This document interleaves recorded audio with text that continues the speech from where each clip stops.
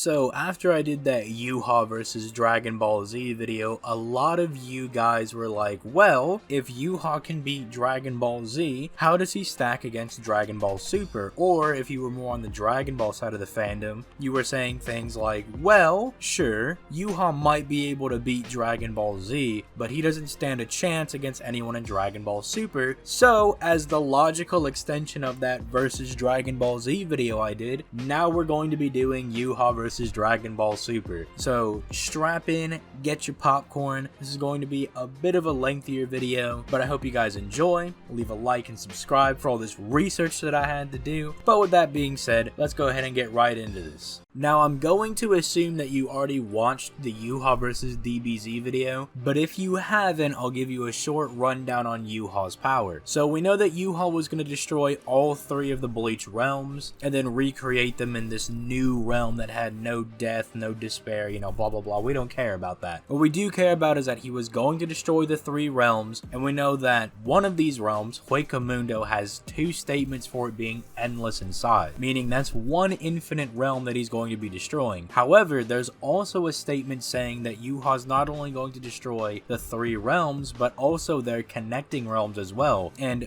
Mukin is a realm that is connected to the Soul Society and stated to be infinite in size as well. If we take both of these statements at face value, this would mean Yhwach's destroying 2 infinitely sized realms, and then the World of the Living and the Soul Society are like multi-solar to low multi-galaxy, but we don't care about that when he has 2 infinite feats, right? Then as for his speed, he's able to cross dozens of solar systems in a matter of a few seconds, just scaling to the Mime Hage and the Ash Wallen, which are able to travel from the Soul Palace to the Soul Society in a few seconds. Stern Ritter, that are much weaker than Yhwach, are able to react to the Ash Wallen, and he himself is able to react to the Mime Hage, which traveled that distance as well. So Yhwach is able to destroy 2 infinitely sized realms and is like MFTL++ with a multiversal hacks in the Almighty, as it's able to not only see a nigh infinite amount of timelines, but it's also able to change and alter all of those futures as well. If you want more details, feel free to watch the Yhwach versus Dragon Ball Z video. I go in a bit more detail there, but I'm gonna need this extra time to go over Dragon Ball Super because we're actually gonna cover a lot more of the cosmology than we did in the Dragon Ball Z video. Now, Dragon Ball Super is a completely different beast when compared to Dragon Ball Z, because already at the beginning of the show we have God Goku and Beerus threatening to destroy the entire universe. Now, not only is the universe in Dragon Ball stated to be endless in size, but they're also threatening to destroy the realm of the Kaioshin, which contains heaven, which in and of itself is as large as the universe. So already we have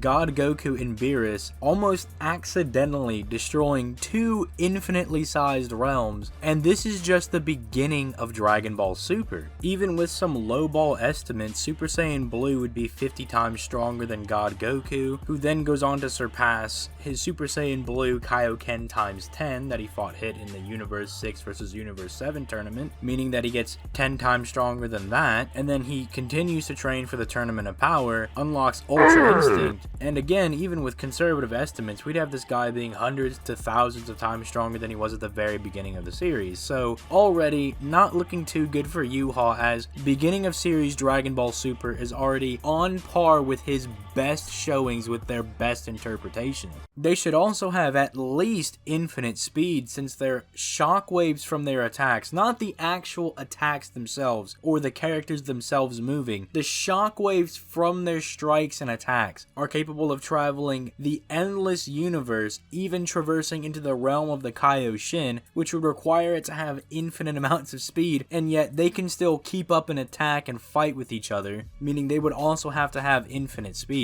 Even if you didn't want to accept that the universe is endless in size and that their attacks have infinite speed, if their attacks were traveling from Earth to like the far reaches of the universe or even just a few galaxies away, they would have a ludicrous amount of pluses following their MFTL levels of speed, far higher than anything Yhwach could ever dream of reaching. But what about abilities? Dragon Ball's not known for having any, super hacked abilities, right? They don't have anything that could actually bring Yhwach down. He might be a lot weaker than anyone past the Battle of Gods arc, and he might be either ridiculously slower or infinitely slower than them, but surely he could pull through with his superior hacks. And I hate to break it to you guys, but Dragon Ball actually does have a decent amount of hacks, especially in Super. The one that a lot of people do like to bring up is Beerus's Hakai, because it destroys you on a physical and spiritual level as well, meaning that Yhwach, a spiritual being, would not only be destroyed in body, but his soul would be gone as well, and he wouldn't return to the cycle of reincarnation, meaning he actually is just straight up dead. But even if that doesn't work for whatever reason, let's say that Yhwach manages to get the Almighty off and revive himself, which he wouldn't. The characters are far too quick for even Yhwach to think of transferring to a new timeline, especially if they have infinite speed. They could just throw him in a rice cooker or throw him in a coke jar and seal him with the Mafuba technique. There's also Vegeta's new ability that he displayed in the manga, the Spirit Fission, which has the ability to separate fused beings and basically just separate all of your core components, right? So if he punched Yhwach, he very well might split all of the different Quincy powers out of him and any other ability he's stolen from anybody, leaving just base Yhwach. But I suppose that's fine, right? Because you're really only going to use the Almighty anyway. But it does cause him to lose a lot of those really good Stern Ritter abilities, like things such as the Zombie, which would have allowed him to turn some of these other characters against each other and kind of help him out in this battle, but he's losing a lot of those abilities, unfortunately. Hit's time skip would also be pretty interesting, because at that point it would literally be the Dio versus Diavolo debate from JoJo's, where it's like, well, Diavolo can see into the future, but if Dio stops time, does Diavolo see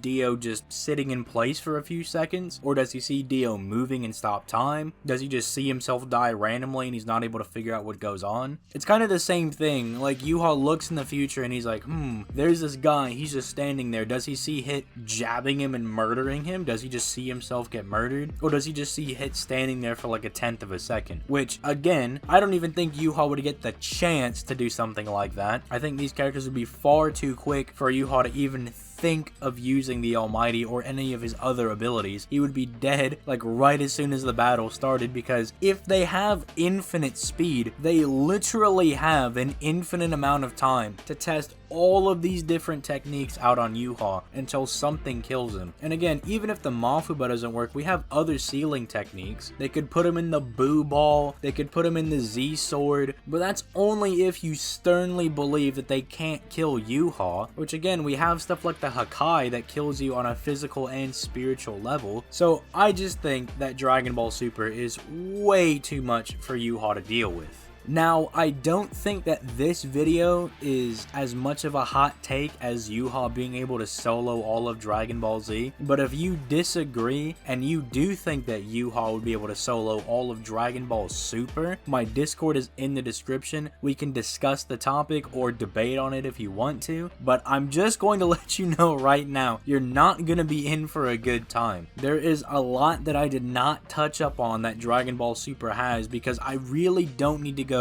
super in-depth for them to be able to just squash Yhwach like a bug, which might sound kind of disrespectful coming from the Bleach guy, but look, I know when someone gets beat. I know a stomp when I see one, alright? So with that being said, if you enjoyed the video, please leave a like and subscribe. Comment your thoughts in the comment section down below. All of my links are in the description. I have my Discord down there. You just need to ping one of the mods and somebody will verify you. Make sure you have some way of being able to talk, vocally, so we can confirm you're not somebody's alt or anything. But my Twitter is also down there, my second channel is down there, all that good stuff is in the description. But with that being said, it's a crazy world out there, everybody. Stay safe, drink your water, and I'm out. Peace, late.